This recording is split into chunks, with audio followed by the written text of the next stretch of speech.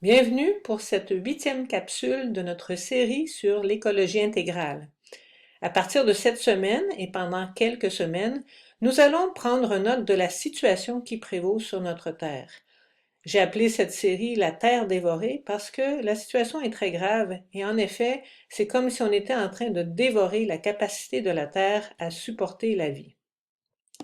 On parle beaucoup de changement climatique, donc on va se demander qu'est-ce que c'est exactement les changements climatiques. C'est quelque chose qui se passe dans notre maison commune. La Terre, on peut l'appeler de bien des manières, mais c'est avant tout, comme le dit le pape François dans l'encyclique Laudato Si, c'est la maison commune. C'est le lieu qui nous permet de vivre. C'est notre maison où on habite. Malheureusement, cette maison est en péril. On parle d'une crise écologique globale parce qu'elle affecte tous les écosystèmes qui supportent la vie. Donc, tôt ou tard, ça va nous affecter, même si nous, dans notre région, nous, au Québec, on n'en souffre pas encore tellement parce qu'on est dans un endroit privilégié. Mais ailleurs dans le monde, les changements climatiques sont bien réels et se font sentir. Les gens voient déjà les conséquences de ce qui se passe. Mais qui dit que la situation est aussi grave que ça? Est-ce que ce sont quelques écologistes un peu farfelus, un peu rêveurs? Non, en fait, ce sont des scientifiques qui nous disent ça et qui nous le disent à répétition depuis déjà beaucoup d'années. En particulier, les scientifiques du groupe intergouvernemental d'experts sur l'évolution du climat. Ce groupe-là est né en 1988 parce que déjà, on voyait que la situation des changements climatiques allait être très grave. Et depuis ce temps-là, il y a des experts qui réunissent 195 pays qui réfléchissent, en fait, qui font des analyses, qui compilent toutes les données qui sont disponibles. Donc ça fait des milliers de scientifiques qui compilent des tonnes et des tonnes et des tonnes de données sérieuses, de vrais chercheurs, experts dans différents domaines comme la climatologie, mais aussi la biologie, la physique. Donc tous les domaines scientifiques qui sont pertinents. Et depuis un certain nombre d'années, il publie à répétition des rapports qui font état de la situation et ces rapports-là sont de plus en plus alarmants. Et la situation a toujours l'air d'être pire que ce que les modèles prédisaient. Les experts du GIEC donc font le point sur la situation, mais regardent aussi quelles sont les conséquences de la dégradation des écosystèmes et ils réfléchissent également sur les mesures qu'il faudrait prendre pour arrêter cette dégradation. Et la première mesure, bien sûr, ce sera de diminuer radicalement nos émissions de gaz à effet de serre. J'ai lu récemment ce livre-là, qui est vraiment un best-seller, qui a beaucoup circulé, La Terre inhabitable, vivre avec 4 degrés centigrades de plus.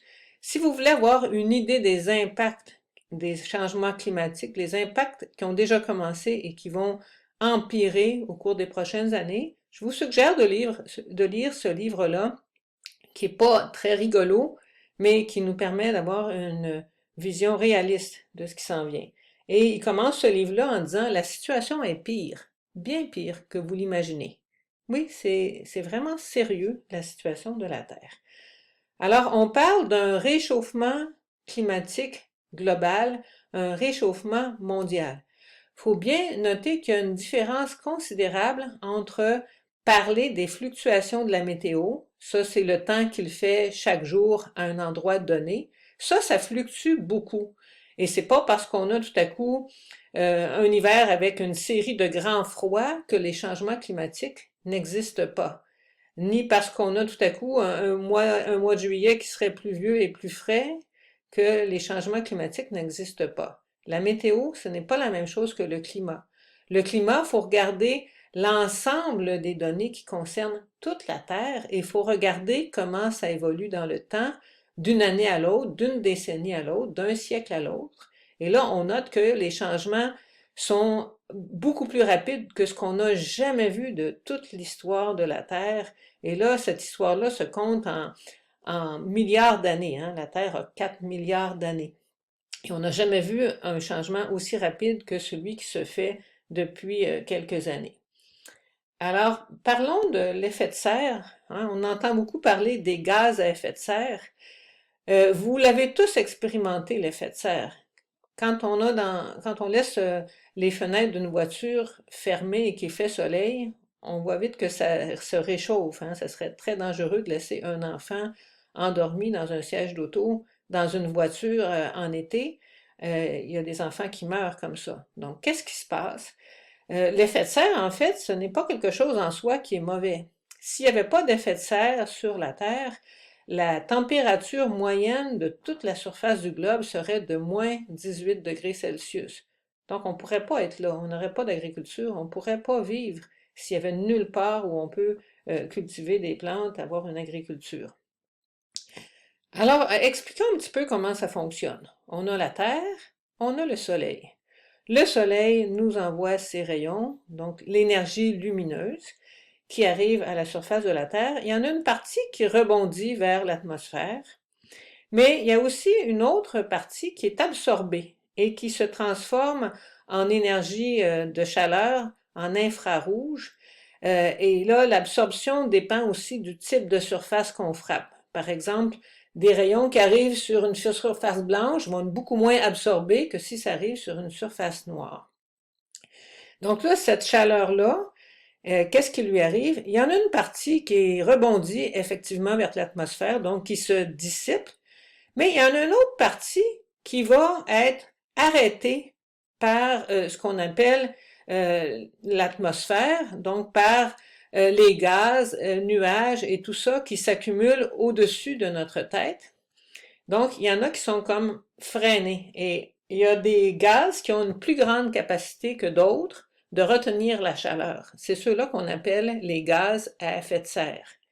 Donc, quand les gaz, le rayonnement de chaleur ne réussit pas à s'échapper, il retourne vers nous et il réchauffe la surface de la Terre, la surface des océans.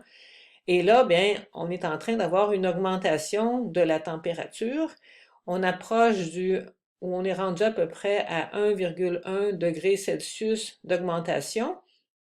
Rappelons-nous que c'est le climat et non pas la météo. Donc, c'est un chiffre qui est très important et ce chiffre-là a tendance à être beaucoup plus élevé plus on va vers les pôles que plus on va vers l'équateur. Donc, au Canada, ça se réchauffe dans le nord 2 fois plus vite qu'ailleurs.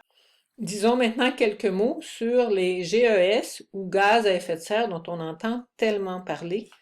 Le plus connu, c'est le CO2, le gaz carbonique. Pour faire un point de comparaison, on lui attribue une capacité de réchauffement de 1. Et alors, on voit que le méthane a une capacité 25 fois plus grande de réchauffer l'atmosphère et de réchauffer la Terre.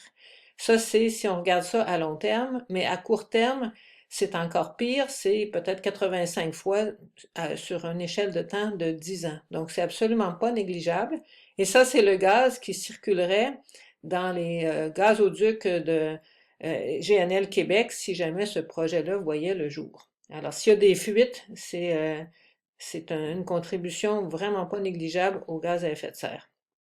Si on regarde d'autres produits, comme les hydrofluorocarbures, les HFC, qui sont utilisés comme réfrigérants dans les climatiseurs et les réfrigérateurs, eh bien, c'est une capacité vraiment incroyable de 12 à 14 000, 15 000 fois plus que le gaz carbonique.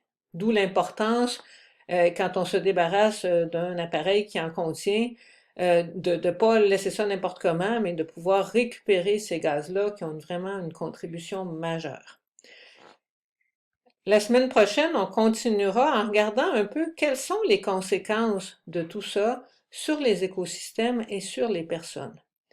En parlant de tout ça, il ne s'agit pas de se faire peur, mais il s'agit de pouvoir poser un regard lucide sur la situation pour toujours, à partir de l'amour qu'on a pour nos enfants, pour la nature, pour le monde dans lequel on vit, trouver la motivation pour agir. C'est ça qui nous intéresse.